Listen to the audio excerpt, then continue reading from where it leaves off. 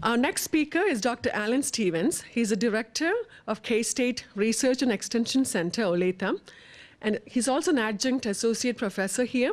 Actually, Dr. Stevens has been, actively involved in our program for more than 10 years, I think. He's on our Horticultural Sciences Advisory Board as well, and he has really helped the program in several ways. Now, Dr. Stevens, as you know, has 30 years industry experience in international greenhouse project development. He has owned a group of garden centers, a large landscape construction maintenance business company. All this was his first job, and now he has a second job. He's a professor at Kansas State University as well.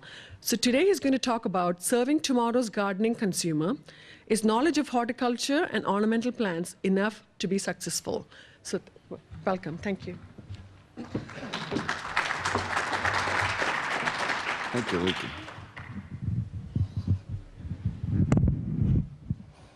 Let me do this. I have trouble standing behind a podium, so. Good morning. With that great fog out there, what normally would be a 45-minute drive for me is an hour and a half, so I think maybe we can cut our students some slack. Okay. You know, Lika asked me to speak and said, well, what should we talk about? And I think knowing that the real underlying purpose of this whole event today really is a career day, a job fair sort of thing for students majoring or taking courses in horticulture or others who think they might want to. And we certainly have a broad mix of students here at Johnson County Community College for a lot of reasons, from right out of high school on through 40 and 50-year-old people. And in fact, I can tell you I do teach a landscape design course here.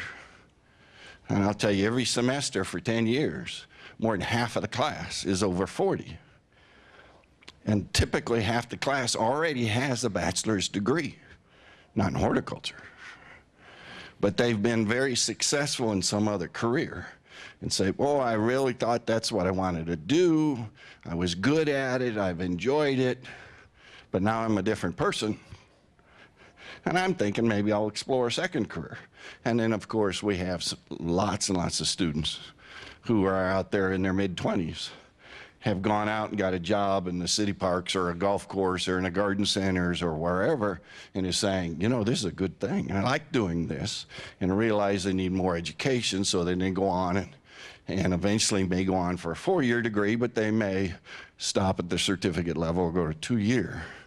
I think there's a lot there, but when I considered the topic, I think for people considering a career in horticulture, or those taking classes in horticulture, really need to know where that industry and that market is. You know, I do a lot of consulting. I was recently in a very large greenhouse factory type California. And I was studying production systems, so I'm there with a grower and a production manager and all the greenhouse staff. After a couple days, and we clarified some things, they said, oh, Alan, could you talk to the owner? You see, every time there's conflict in our organization, it's those crazy salesmen promising customers we're going to do something, that us folks on the firing line have to grow these crops or produce them or get them ready. We just can't meet those things the salesmen always promise. And our problem is the owner always sides with the sales force. Could you tell them they ought to listen to us growers? And I said, I can tell them, but they're not going to listen. And they always look at me. But we're the growers, we're the plant people. I said, but you have to understand, you plant people, you growers, you only cost the boss money. All you do is spend their money to grow those crops.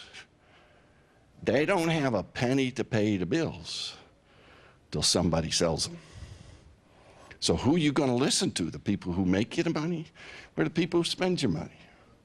Now, in reality, you need to consider both, of course, you know, because if you upset your customers with unrealistic promises, it's all good. And that's true whether it's a greenhouse crop, a nursery crop, or we're selling landscapes or ground maintenance contracts or whatever we're doing there.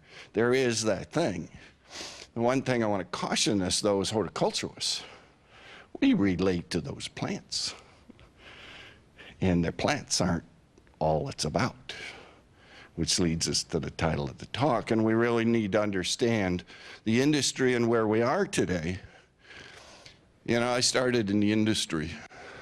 My first job was in 1958, in a little greenhouse. And people handed me off, and as I got older, they moved me up in bigger and bigger organizations. And I did understand that I thought every owner I ever worked for was crazy, that my way would be better. And eventually I learned that I really need to work for myself. But, you know, in those days, greenhouse people grew potted plants, flowering potted plants, poinsettias, Easter lilies, azaleas, cyclamen, that sort of stuff. And they sold them to florists at the wholesale level, who then sold them to a dominantly female customer. Then we had the nursery people who grew trees and shrubs in the field because we hadn't invented container production yet. And those were sold to a male landscape client, and they were sold either dormant bare root, late winter, for that early spring planting, or they were sold ball and burlap because we hadn't invented containers. In fact, the first container production, you know what they were? They were tin vegetable cans from cafeterias and food service. Or they were square metal cans, 5-gallon size, that egg whites came in, sold to the baking side of food service. Hence those terms, 1 gallon, 5-gallon. It was all metal cans. And oh gosh, we took can openers and poked holes in them and all those things for drainage. But eventually we got plastics and we progressed. But I give you this historical perspective because greenhouses to florists to a female customer, nurseries to male landscapers, heavier product, bigger, bulkier, takes more physical strength. So the two industries developed more customer-wise, masculine versus feminine oriented. Where are we today? Go to any garden center, if you look at any of the national studies or everything, garden center customer today, like 85, 88% is female. And if you don't sell it, you have no money to pay the bill. And so who's that customer? It's now a female customer. We really need to be careful, particularly at the retail level. Most of you, when you go to sell a landscape in a home residence, you talk to them about a design or whatever, who's the most interested party? The wife or the husband? Who's asking most of the questions? Even on that residential landscape side. Now, if we move to the commercial side, we kind of have an even mix of professional property managers at the condominiums or the office parks or whatever. They're about half male and half female, but they come from different perspectives. We need to understand that customer to customer today is very different from what it was, although we have historic lines. You know, we're in tough economic times right now. And all you have to do is look at how many tree sales happened all winter long. All these shade trees, auctions, everything else, bargains, all this. Why is that? Because there's no new construction. Without construction, we don't have landscape plants. Or we're very diminished for the little bit of new development or the little bit of storm damage. One of the best things that could happen to the industry right now is have the worst ice storm we could ever imagine. Shatter all those trees, let's cut them down, and then we have to replant. Okay? Because in a house where there's landscapes planted, you've already got all the trees unless we have storm damage. You're never going to plant another tree in your lifetime in a yard, unless it's a small focus point or ornamental tree of some sort. But what do we sell in those yards that already have been landscaped? Over and over now, we're selling color, or we're selling the chemicals to maintain that. It's a different customer. Now, you know, I could tell you to look around Kansas City. We have two kinds of garden centers. Actually, it's true all across the country. When I talk to our garden center folks, I try to help and serve. I say, you know, classified garden center, when you go in a garden center, you're out of town, so you're visiting. Try and understand if the owner of that garden center thinks of themselves as a nurseryman. What's their self-image? Is it they're a nurseryman or they're a greenhouseman? What are they? And you can walk in any garden center and you can see the two approaches based on what the self-image of the owner is. And if you go into the garden centers, take a tour one day, garden centers in Kansas City, you can quickly tell. Nurserymen, you know where they put their trees and shrubs in their garden center? Right out front by the parking lot. Flowers are, you got to go through the shrubs into the store, out the back door of the store to find flowers in the back. A greenhouse approach to retail garden center has those flowers out first, that you encounter all that first, and the trees are to the back or the side. Who do you think's doing best in the last 2 years?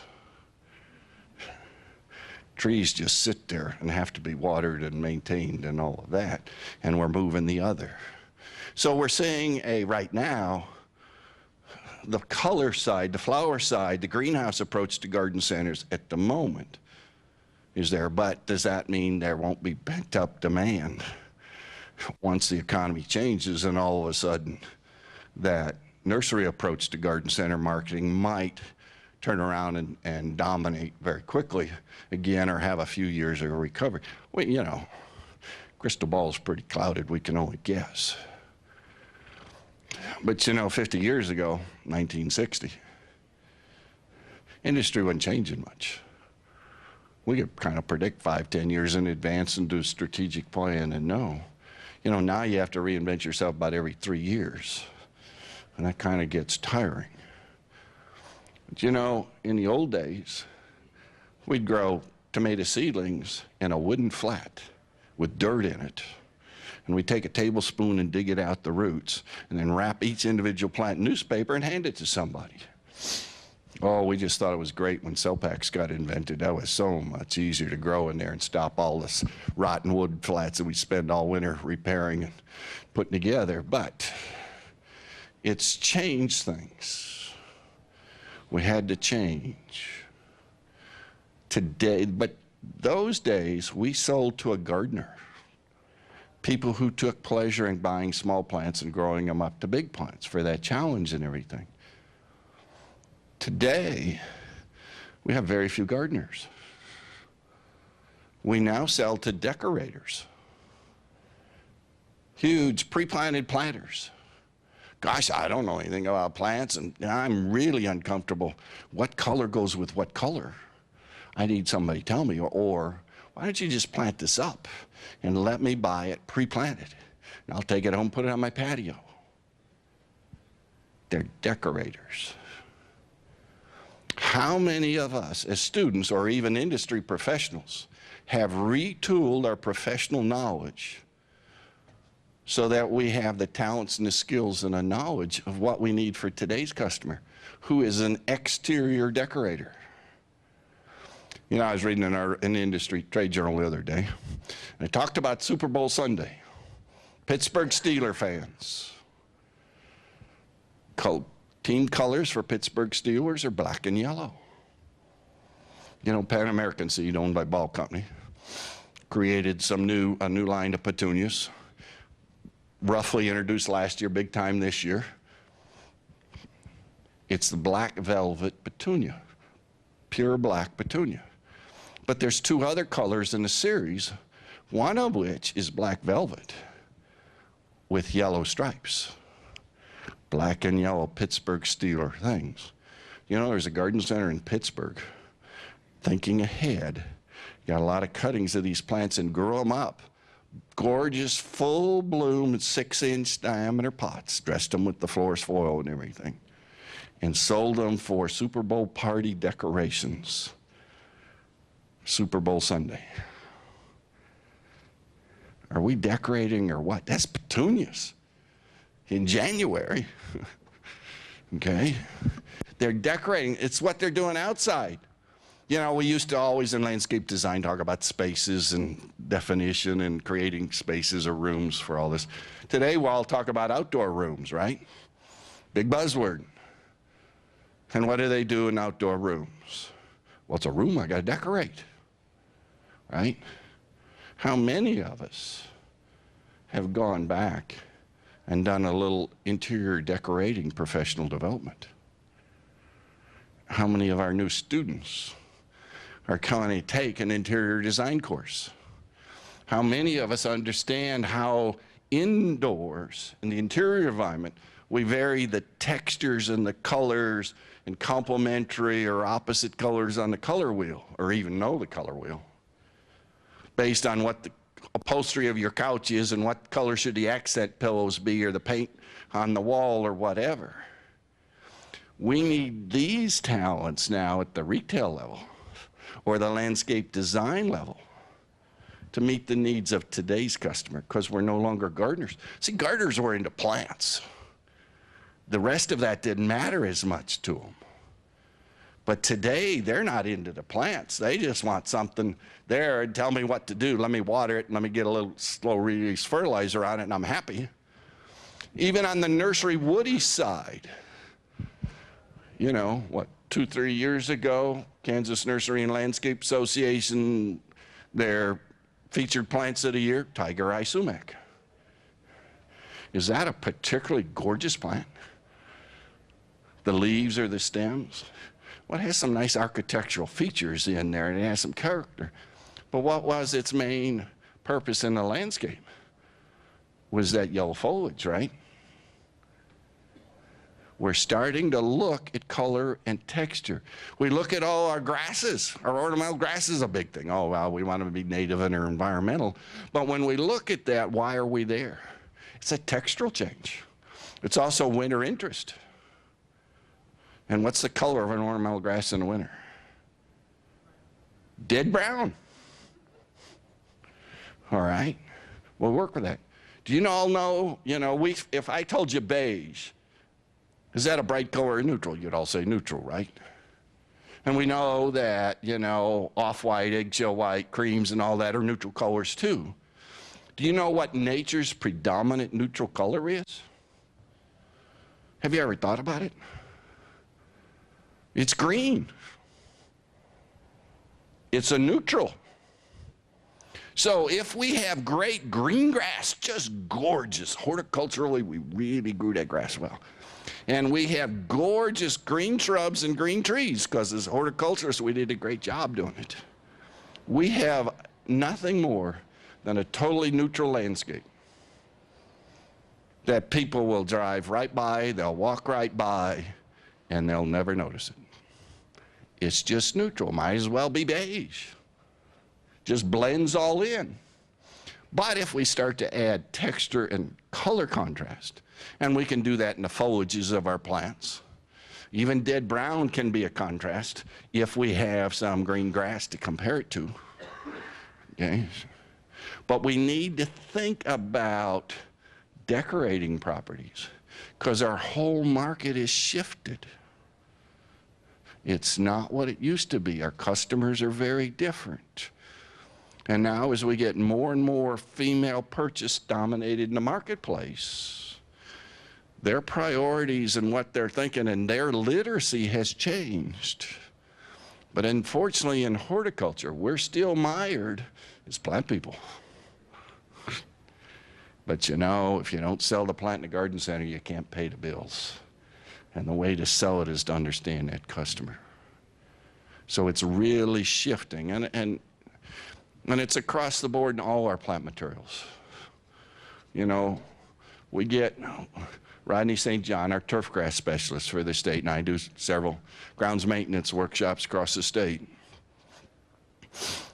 And the talk that draws the most attention from golf course superintendents has nothing to do with grass. They already know the grass. They're turf grass majors. Boy, they're really good at turf. But their questions are, Alan, I studied turf. What can you tell me about flowers? My greens committee thinks we ought to plant flowers in front of the clubhouse and at the tee boxes and out there on the course. What do we know? And I said, well, yeah, I'm the flower guy and all of that, but have you also thought, what about that intermediate story, the background for those flowers? Have you thought about the shrubs and at what level you might put those and what textures and color do you have in those woody ornamental shrubs? Y'all got the tall trees figured out and you strategically place them to cause some havoc in your members' golf game. But now when we start to decorate the golf course, yes, the flowers are the quick color, but they need to know the shrubs.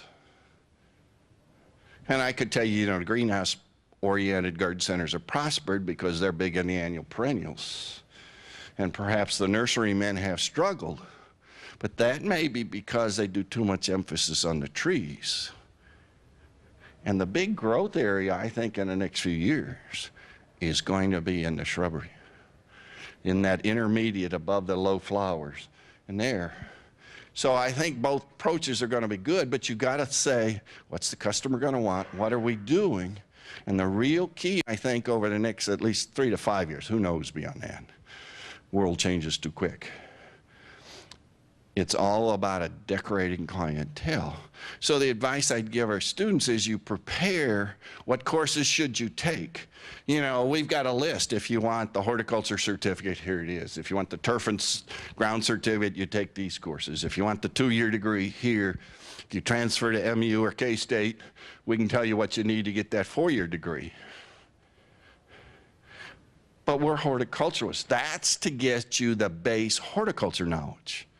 What you need to think individually is, what do you need to be successful at what you want to do?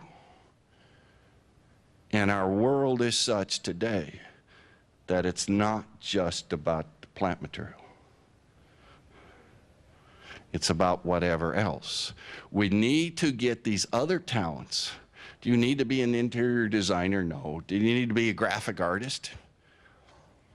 Well, signage is certainly important, and knowing that. One of the biggest downfalls of most of our garden centers across the whole state of Kansas is most of us do a terrible job of merchandising. Maybe we ought to be over in the business school in the marketing section and taking how to merchandise. But of course, then we need to know the colors and the other thing over here.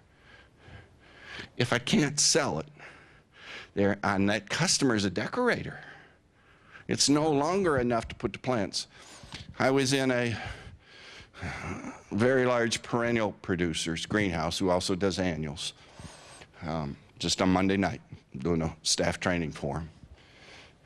And a question was asked by the daughter of the owners who's now running the retail side of things. She said, Alan, I want to take a bold move. We're a destination garden center. People travel to come shop here. She said, what do you think? We've always displayed everything alphabetically. We only got 1,200 different perennials here, and if we don't do it, some organization, the customers will never find what they want alphabetically. She said, but what about the annuals? We grow a whole lot fewer annuals. Could I display them by color? Could I gather all the different plant types with yellow flowers and put them on this bench, and all the red flowers ones on that bench? No longer alphabetically, or maybe within the color. But I want to display them by color, yellows and reds and pinks and blues. What do you think? And I said, well, do your customers come in saying, oh, I want to buy a geranium, and then want to see all the colors of geraniums? Or do they coming in and say, I'm going to put a yellow theme to my plantings around my patio this year? And is it what they want to see the full spectrum of choices you offer in yellow flowered annuals? And I said, if they want a yellow theme and you're alphabetically oriented, and blue and yellow go together, so you're going to show some combinations, are you going to show them ageratum in this corner of the greenhouse? And you're going to show them Benari giant yellow zinnias in that far end. And then are you going to come back in the middle to show them the yellow melon podiums? And are they going to remember all those flower shapes and color tints? Or are you going to pick a pot here and carry it here and another one here and all of that? And then when you show it to them, they don't like any of them. And now where do you find the time to put them all back? What is your customer coming in? What's their decision and how's it being made really affects how we need to be displaying plants in that garden center. The world's very different. We have to see what is the customer, and we have to meet their needs. And that customer today is a decorator. So our industry professionals need to retool professional development, study some more things. But our students certainly need to be aware of what else do you need in extra classes or electives to help you be successful. But also, if I'm a garden center owner and I'm suspecting I have deficiency because I don't really understand the color wheel and complementary and these colors, or this decorating stuff, or this merchandising stuff, and two people come up with hort certificates and say, hey, I want to work in a garden center industry. One of them's also had a course in interior decorating and a course in merchandising. The other one is top of the class in horticulture. Which one are you going to hire? I'm going to hire the one who has knowledge I don't have. Everybody's got the horticulture. Okay? So as students, you need to take those classes that make you different, but different in a way that an employer would perceive it to be better. And even better yet, you'd like them to pay you a little extra for that somebody else doesn't have. It may lead, we'd like to believe it, lead to higher wages. So anyway, that's what I think the customer of tomorrow is, and how that relates to what you ought to think about as students of horticulture, that it's not just about the plants. You need those support courses. And those of you who want to be in business for yourself, your success or failure in business has more to do with what you know about business and the operating of a business than it's going to be about horticulture. But that's a whole nother ballgame, okay? Anyway, with that, I'm done. Questions, discussion? Anybody want to talk about something? Say, oh, I don't know, Alan, that sounds real good. You presented good, but I think you're crazy. Yes? I would like to rearrange our annual this year more by color or by group that go together. These flood benches too high. It's a problem, particularly if they're different plant sizes. Kind of wondering how, is there a way to get around that? Maybe just to... Okay, let me answer it this way. When I go back, it's like this big factory greenhouse, you know. They only got like 60-some acres under roof of greenhouse back there in California. And everything in the production people's for the ease of production. And the sales people just put impossible demands on them because they're worried about their commission and making a sale. And they know they got to please whatever crazy demand the customer wants. Is your watering system designed for the ease of the plant people? Or is it designed to sell plants? Now, and having said that, I'm not knocking the flood, because the cost to benefit ratio, the increase in sales by doing it differently, may be much smaller than the cost of additional labor to deal with. So that's something somebody'd have to decide. It's not this way or that way, right or wrong. It's different in every situation. But too often, we're plant people and we decide everything we do based on those plants and what's easiest for us to maintain those plants. And we need to think about that customer. And today's customer is a decorator customer. It's not a gardener customer. Gardeners were forgiving because they were just like us into plants. But decorators aren't. They're not into plants. They just want their yard to look good. And that's driving landscape design today. There's just a lot of huge changes. It's a very dynamic marketplace out there. And you just need, as you prepare for a horticulture career at whatever age, is to prepare for what the market is in the next few years rather than what it used to be. And if we're already there and already working, we need to look at some professional development. If not for us as owners, then it ought to be for our key staff. So, of course, that's why a lot of you are here. So we're looking for new ideas and things. Any other questions, comments? I guess we're going to break. Okay.